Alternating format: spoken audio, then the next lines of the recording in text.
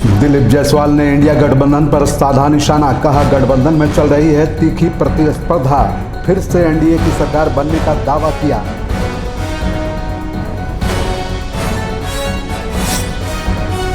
घाटशिला उपचुनाव में सियासी गर्मी हुई तेज, बाबूलाल के समर्थन में आया आदिवासी समाज। चंपई ने कहा हेमंत सोरेन है आदिवासी विरोधी।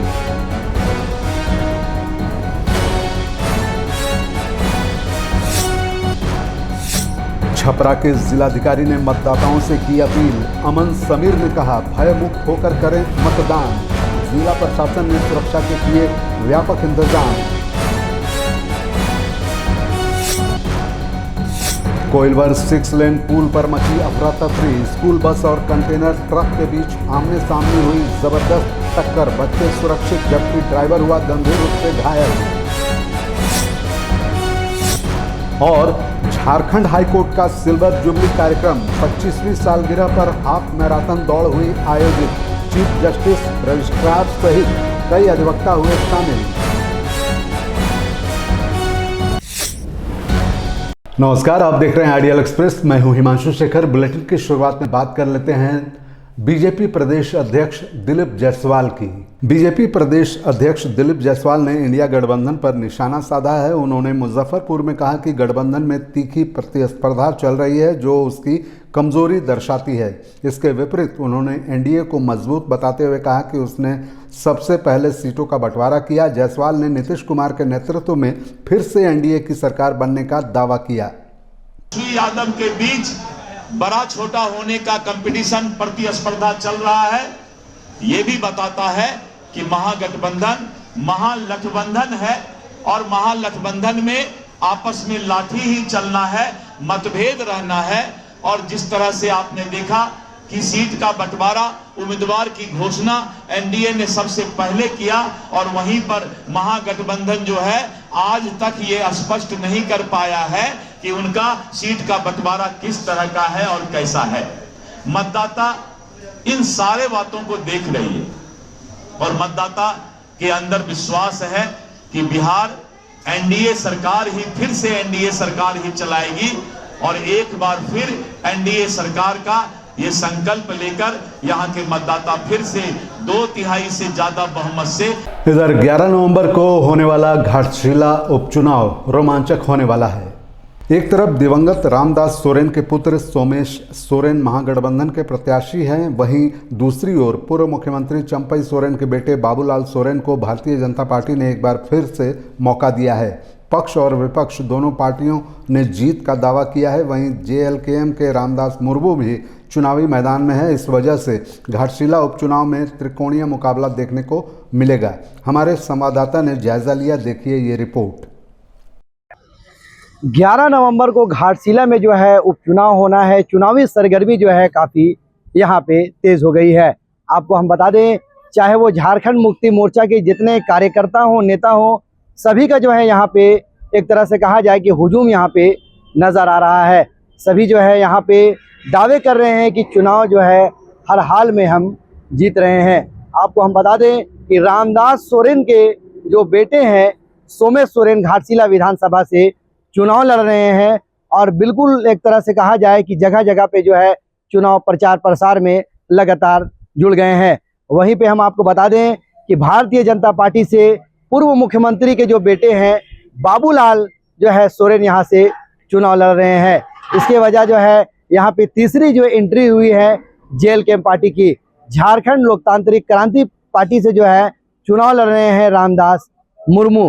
वो भी जो है जीत का दावा कर रहे हैं। सभी जो है जितने प्रत्याशी है सभी जो है अपना अपना जीत का दावा कर रहे हैं। लेकिन हम आपको बता दें कि यहाँ पे झारखंड मुक्ति मोर्चा के जितने भी नेता हैं, कार्यकर्ता हैं, सभी जो है लगातार यहाँ पे पसीना बहाते हुए नजर आ रहे हैं।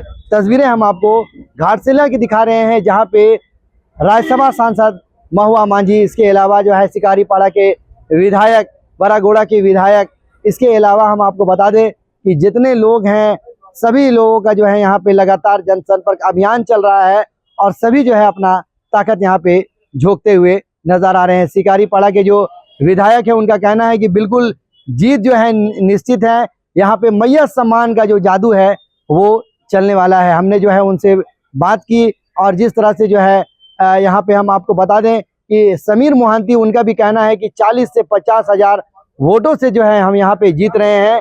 और काफ़ी जो है यहाँ पे जो भी काम बचा हुआ है, रामदास सोरेन का जो भी काम बचा हुआ काम है, उसको उनके जो बेटे हैं सोमेश सोरेन वो बिल्कुल पूरा करेंगे। और बिल्कुल घाटशिला की जो जनता है वो बिल्कुल मिजाज बना चुकी है और जिस तरह से यहाँ पे हम जीत का दावा कर रहे हैं। तो यहाँ पे इन्होंने क्या कुछ कहा हम आपको सुनाते हैं। बिल्कुल ये तस्वीर हम आपको घाटशिला की धरती से दिखा रहे हैं।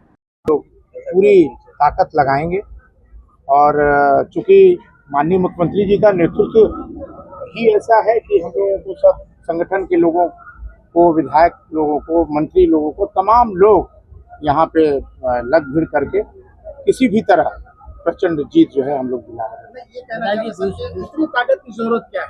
क्या चंपाई का सामने है इसलिए इतनी ताकत की जरूरत महसूस हो रही है? नहीं लगता है, चंपाई दादा ने जो किया है वो तो आपके सामने ही है। उनके पुत्र जो हैं वो आपको दिखाई पड़ रहे हैं कि किस तरह के वो कैंडिडेट हैं। और मेरे ख्याल से जो स्थिति उत्पन्न हो रही है, एक तो कैंडिडेट के ऊपर भी बहुत बड़ा असर पड़ता है। और हमारे स्वर्गीय रामदास सोरेन जी के पुत्र बहुत सुशील और सज्जन हैं और पढ़े लिखे हैं, और मेरे ख्याल से वो भी एक बहुत बड़ा जो है जीत का नहीं है। सब चुनाव होता है और सब अपने दल के लिए, चूंकि ये उपचुनाव है और सब अपने दल के लिए लड़ते हैं, इसीलिए हम लोग भी लड़ रहे हैं। हम लोग भी यहाँ पर आए हैं। घाटशिला उपचुनाव में सियासी गर्मी तेज हो गई है।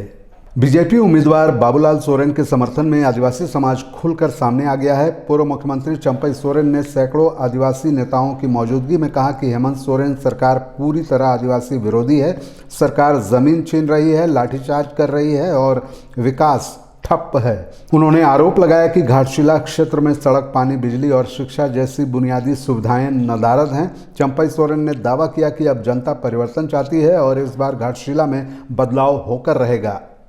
ये स्थिति है घाटशिला विधानसभा झटी जगना। ऐसा हर गांव में स्कूल है तो शिक्षक नहीं है। 6 साल हुआ इस राज का।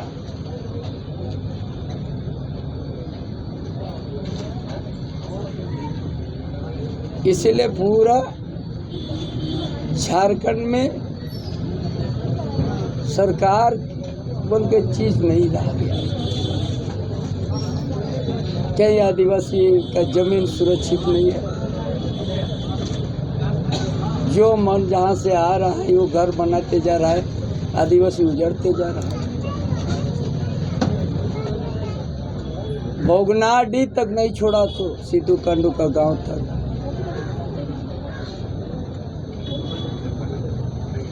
चाहे साहेबगंज जिला चाहिए, चाहे दुमका जिला चाहिए, चाहे जामताड़ा जिला चाहिए, चाहे गोड्डा, चाहे देवरा,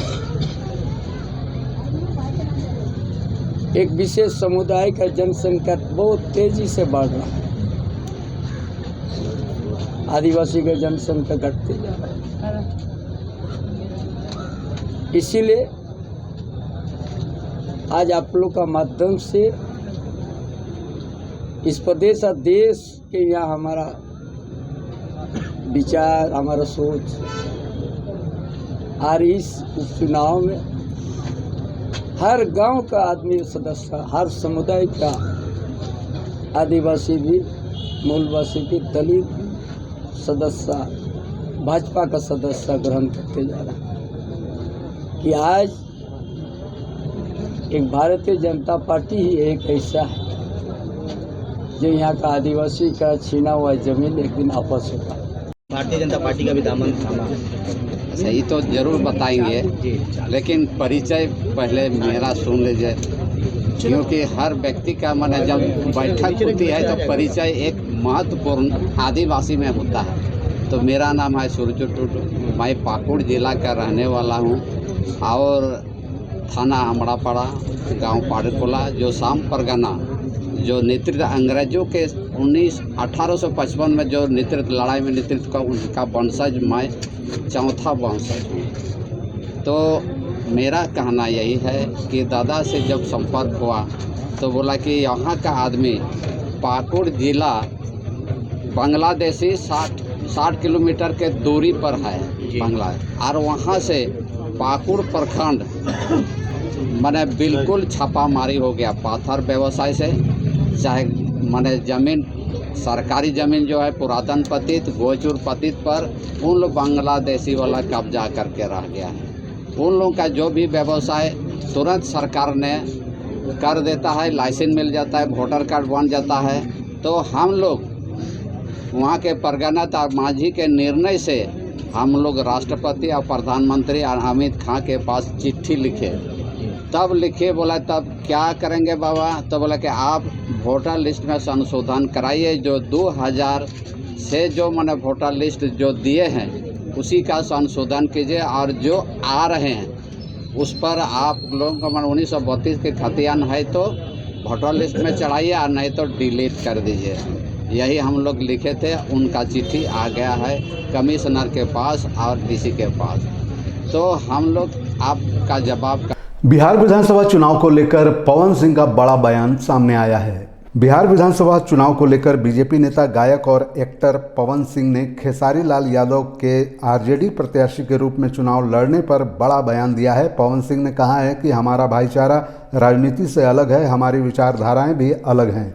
मैं एनडीए के साथ हूं, जबकि खेसारी महागठबंधन के साथ। ऐसे में अब फैसला जनता के हाथों में है। वैसे भी बिहार की जनता बहुत समझदार है। भैया भी बोल रहे हैं, हम भी बोल रहे हैं, हमारा भाईचारा अलग है, वो रिश्ता अलग है, लेकिन उनका विचारधारा अलग है, हमारा विचार अलग है। हम एनडीए के साथ हैं। और देखिए आप सबके सामने आज एयरपोर्ट पे बिहार के 2 लाल निकल चुके हैं अपने जनता के बीच में, और हमारी बिहार की जनता बहुत समझदार है, एनडीए के साथ है। जय एनडीए, तय एनडीए। छपरा के जिलाधिकारी ने सभी मतदाताओं से अपील की कि वो भय मुक्त होकर मतदान करें और बढ़ चढ़कर इस लोकतंत्र के महापर्व में अपनी उपस्थिति दर्ज कराएं। छपरा के जिलाधिकारी अमन समीर ने आज एक प्रेस कॉन्फ्रेंस के दौरान सभी मतदाताओं से अपील किया है कि वो भय मुक्त होकर मतदान करें। इसके लिए जिला प्रशासन ने सुरक्षा के व्यापक प्रबंध किए हैं और सभी बूथों पर वेब कास्टिंग, वीडियो रिकॉर्डिंग और पर्याप्त मात्रा में सुरक्षा बल उपलब्ध कराया जा रहा है। उन्होंने कहा कि किसी से भी डरने की जरूरत नहीं है। गौरतलब है कि जिले के 10 विधानसभा क्षेत्र में 3510 मतदान केंद्रों पर लगभग 29 लाख वोटर अपने मताधिकार का प्रयोग करेंगे। उन्होंने कहा कि विकलांग, वृद्ध और असहाय व्यक्तियों के लिए सभी 3510 मतदान केंद्रों पर एक ई रिक्शा का प्रबंध किया गया है, ताकि लोग सुविधा के अनुसार वोट दे सकें। तो आपके माध्यम से हम लोग जो मतदाता हैं उनको हम लोग कुछ अपील भी करना चाहेंगे, और साथ ही साथ जो है वो जो भी गतिविधियां हैं हम लोगों की उसके संबंध में हम लोग अवगत भी उनको कराएंगे। उद्देश्य यही है कि जो है वो ज़्यादा से ज़्यादा मतदाता जो है वो अपने मताधिकार का प्रयोग करें, और इसी उद्देश्य से आज हम लोग जो है वो प्रेस ब्रीफिंग रखे हैं। तो सबसे पहला जो मुद्दा है जिसको लेकर हम लोग पहले भी बात करते आ रहे हैं, वो है आपका इलेक्टर्स को लेके हम लोग क्या कर रहे हैं। इलेक्टर्स को लेके आप पहले ही भी हम लोगों ने बताया कि जो वोटर इन्फॉर्मेशन स्लिप का डिस्ट्रीब्यूशन है उसको हम लोग बहुत ही मेटिकुलसली फॉलो कर रहे हैं, और जितने भी आरओ हैं, वीडियो हैं, उनके माध्यम से वोटर इन्फॉर्मेशन स्लिप का डिस्ट्रीब्यूशन कराया जा रहा है। अभी जो है वो लगभग आज का जो रिपोर्ट है 1 लाख लोगों का जो है वो बचा हुआ है, बाकी 28 लाख लोगों का जो है वो वोटर इन्फॉर्मेशन स्लिप जो है वो डिस्ट्रीब्यूट कर दिया गया है। और जो बचा हुआ है उसका भी, चूंकि बीच में भी बारिश के कारण थोड़ी सी दिक्कत हुई थी, अदरवाइज हम लोगों ने आज का ही लक्ष्य रखा था, कल का ही लक्ष्य रखा था कि कल तक हम लोगों को डिस्ट्रीब्यूट करना था। तो जो बचा हुआ है आज हम लोग करके। खबरों के सफर में यहाँ रुकेंगे, एक छोटे से ब्रेक के लिए बने रहिए आइडियल एक्सप्रेस के साथ।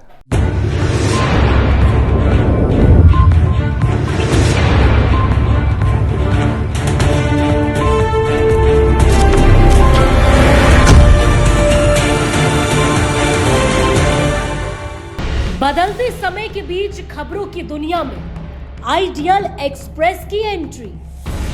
खबरों से बनाएंगे अपनी पहचान और रखेंगे निष्पक्ष पत्रकारिता की मिसाल। शानदार टीम, धारदार रिपोर्टिंग, लाइव कवरेज और सटीक विश्लेषण। बिरसा का उलगुलान दिखाएंगे और बुद्ध की धरती पर बढ़ते जुर्म की दास्तां बताएंगे। बंगाल से लेकर सिक्किम, और यूपी से लेकर उत्तराखंड की हर छोटी बड़ी खबर से रूबरू कराएंगे। विकास के नाम पर हो रही धांधली बताएंगे और गांव ज्वार से निकलने वाली उम्मीद की किरण दिखाएंगे।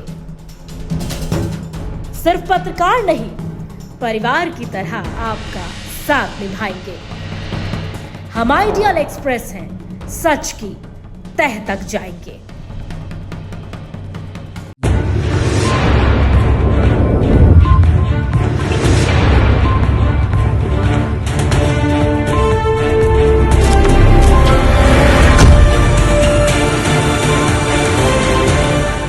ब्रेक के बाद आपका फिर से स्वागत है। बढ़ते हैं अगली खबर की ओर और बात कर लेते हैं झारखंड के स्वास्थ्य मंत्री डॉक्टर इरफान अंसारी से जुड़ी खबर की।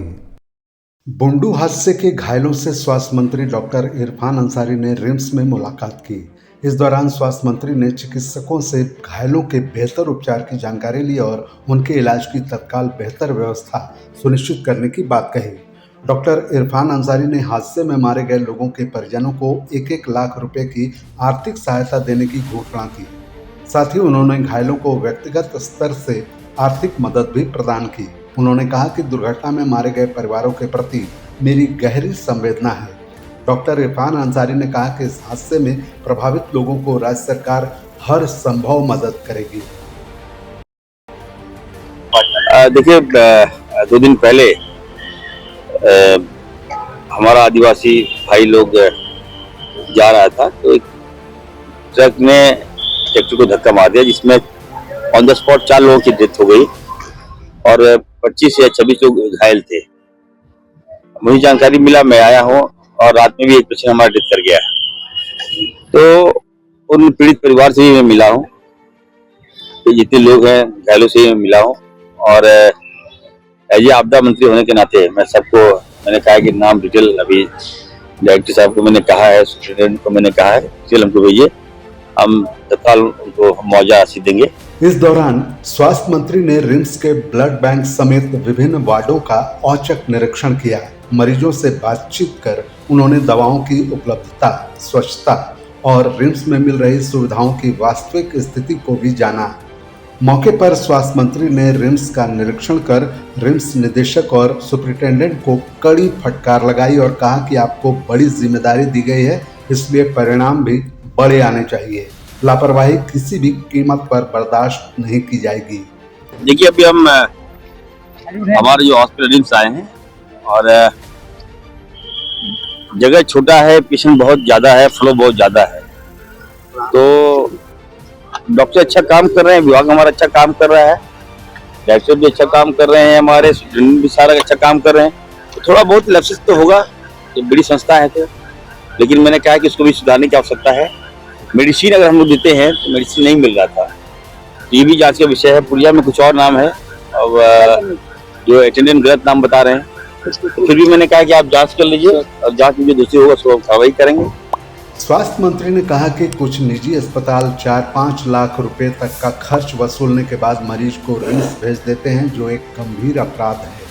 उन्होंने चेतावनी दी कि ऐसे अस्पतालों के खिलाफ अब सख्त कार्रवाई होगी। नियमावली और निगरानी तंत्र तैयार किया जा रहा है, कोई भी मरीज पैसे के अभाव में इलाज से वंचित नहीं रहेगा। I am going to take action against private hospital. हो क्या रहा है कि अभी एक बच्ची को मैंने देखा ट्रॉमा सेंटर में 30 लाख रुपया बोकारो के एक प्राइवेट हॉस्पिटल में दे चुकी है और आज यहाँ सीरियस है। जब आप पैसा ले रहे हो और जब आप इलाज कर रहे हो, पैसा सक्षम नहीं है तो आप ट्रांसफर कर देते हो रिम्स में और रिम्स को बदनाम करते हो हमारा। तो 30 लाख का क्या इलाज किया आपने? हमने कहा है कि इसको जीव में लाइए और एक्शन लीजिए, सब में हम एक्शन लेंगे। प्राइवेट हॉस्पिटल मनमानी हम नहीं चलने देंगे। आज सरकारी हॉस्पिटल में आप लोग खामियां दिखाते हैं, प्राइवेट हॉस्पिटल में इस तरह से लूट हो रहा है तो इस पर आप लोग क्यों नहीं दिखाते हैं खामियां? आज आम जनता प्राइवेट हॉस्पिटल नहीं जा सकता है क्या? ले देखिए, सारा यहाँ रिम्स में बदनामी भी हमारी होती है। चलिए, इसको हम सुधार लेंगे जल्दी, चिंता मत कीजिए। इरफान अंसारी ने घोषणा की कि सभी मेडिकल कॉलेजों और जिला अस्पतालों में नवीनतम हाईटेक उपकरणों की तत्काल खरीद प्रक्रिया शुरू की जाएगी। इससे डायग्नोसिस और उपचार दोनों में गति और गुणवत्ता आएगी। उन्होंने कहा कि झारखंड की स्वास्थ्य व्यवस्था को आधुनिक और विश्वसनीय बनाना मेरा संकल्प है। हमने समय मांगा है, मैं ठीक कर दूंगा। आज देखिए इन 9 महीनों में अच्छा हो रहा है। रिम्स 2 बनेगा। देखिए कितना पेशेंट का लोड है, आप ही बताइए। ट्रॉमा सेंटर में चलिए, नया ट्रॉमा सेंटर बना है, जिसकी कैपेसिटी कितने की है? कैपेसिटी 120 के अलावा 400 पेशेंट है, बताइए। तो थैंक्स टू डॉक्टर, ना thanks to RIMS, thanks to स्वास्थ्य विभाग की इतना पेशेंट हम लोग देख रहे हैं। जहाँ 130 पेशेंट का रिक्वायरमेंट है, हम लोग 500 पेशेंट देख रहे हैं। अभी हम आए, हमारे जो कल मुंडो में एक्सीडेंट हुआ था और हमारा आदिवासी भाई बताइए एक्सीडेंट हो गया, 4 लोगों की मौत हो गई। कल एक और मौत हो गई है, जो लगभग 27 लोग सीरियस है। तो इनको भी मैंने देखा है। हर को आर्थिक सहायता है, जो आपदा मंत्री भी मैं हूँ, सबको मैंने कहा है ऑन द स्पॉट हम पैसा भेज दे रहे हैं। लेकिन ये लापरवाही किसके कारण एक्सीडेंट हुआ, जाँच का आदेश देंगे। मैं सेहत के साथ किसी तरह का लापरवाही बर्दाश्त नहीं करूँगा। रिम्स को बेहतर हम लोग बनाने का प्रयास कर रहे हैं। सभी डॉक्टर से मैंने आग्रह किया है कि आपका मनोबल नहीं टूटने देंगे, आप लोग बढ़िया से काम कीजिए। मैं हूं ना आपके साथ, मीडिया में, पेपर में मत जाइए। अब ये देखना दिलचस्प होगा कि स्वास्थ्य मंत्री के औचक निरीक्षण और घोषणाओं का असर राज्य के सबसे बड़े अस्पताल और स्वास्थ्य व्यवस्थाओं पर कितना पड़ता है, ये तो आने वाला वक्त ही बताएगा। आइडियल एक्सप्रेस के लिए गायत्री शर्मा के साथ ब्यूरो रिपोर्ट।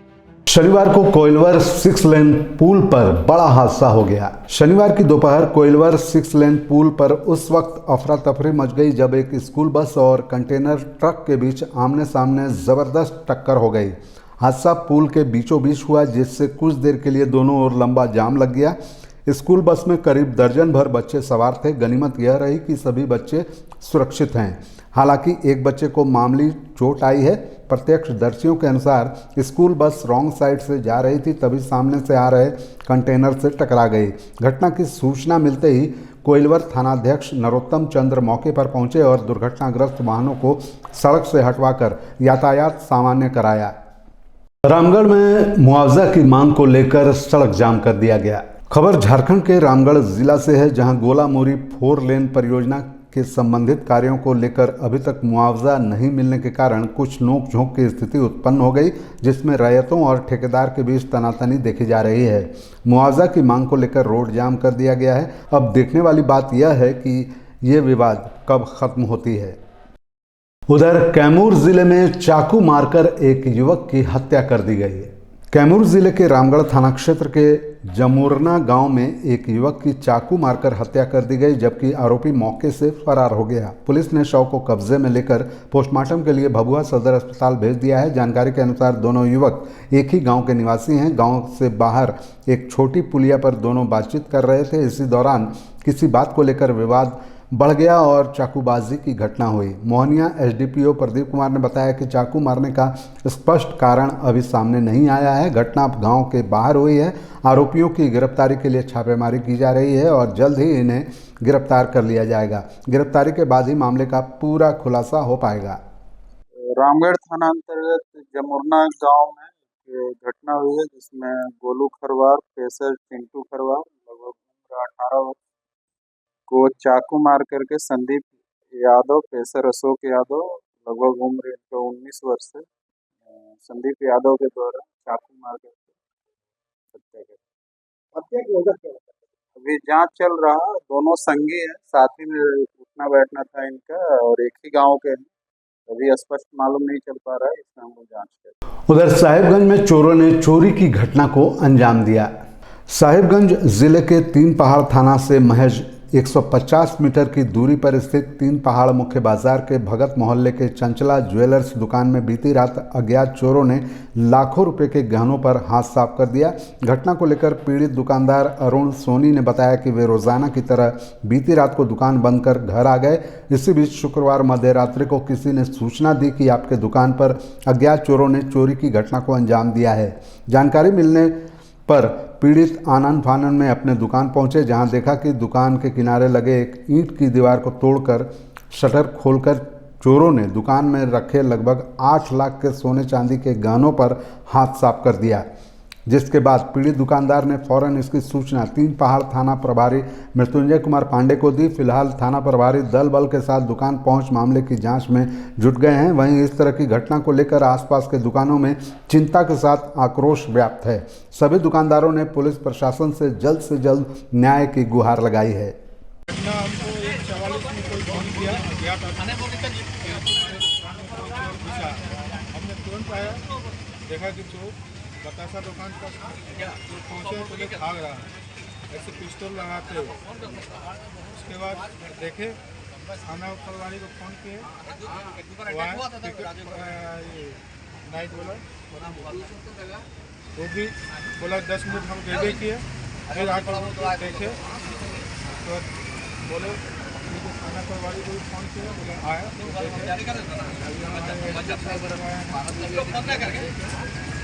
क्या बोल। कितने बजे का घटना है? वो लोग कितने की संख्या में थे? क्या बोले? जो चोरी करके भाग रहे हैं तो वो लोग कितने की संख्या में थे? वही मोटामोटी 150-52। वो लोग कितने की संख्या में? 7-8। आपका दुकान से क्या क्या चोरी हुआ है? मोटामोटी 4-5 की चांदी हुआ है। वही ये थाना से कितना दूरी में है आपका दुकान? 100 मीटर। तो आप क्या मांग करते हैं प्रशासन से? हमारी प्रशासन से मांग है कि हमको इंसाफ चाहिए, जो सामान गया उसको चोर को पकड़े और बरामद करें। क्या आप भागने के क्रम में आपको किन्हीं का पहचान हुई है? नहीं, सीसी कैमरा में पहचान। आप जिनको भागते हुए देखें उनको किन्हीं को पहचानते हैं? नहीं। आज सुबह इन पहाड़ थाना में ऐसा सूचना प्राप्त हुआ कि मार्केट स्थित अरुण स्वर्णकार के ज्वेलरी दुकान में बीते रात अज्ञात व्यक्तियों के द्वारा चोरी की घटना को अंजाम दिया गया। पुलिस मामले की छानबीन कर रही है, बहुत जल्द अभियुक्तों की गिरफ्तारी सुनिश्चित कर रही है। झारखंड हाईकोर्ट मना रहा है अपनी सिल्वर जुबली। झारखंड हाईकोर्ट ने अपने सिल्वर जुबली 25वें सालगिरह का आगाज हाफ मैराथन दौड़ के साथ शुरू किया। यह आयोजन राजधानी रांची के हाईकोर्ट परिसर क्षेत्र के गेट के बाहर हुई।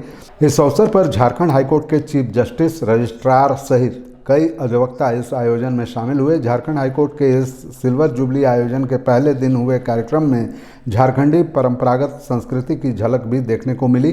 कार्यक्रम में उपस्थित जस्टिस हाईकोर्ट अनुभा रावत चौधरी ने कहा कि झारखंड की उन्नति में सबकी अपनी अपनी भूमिका होती है। ये है कि हमने ये मैसेज दिया है कि हाई कोर्ट हो चाहे स्टेट हो, सब एक सभी लोग झारखंड की उन्नति के लिए काम करते हैं।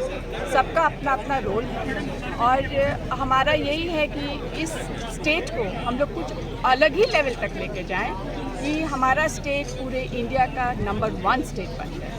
ऐसी हमारी कामना है और हमारा हाई कोर्ट भी इसी दिशा में काम करे, सबके साथ मिलकर।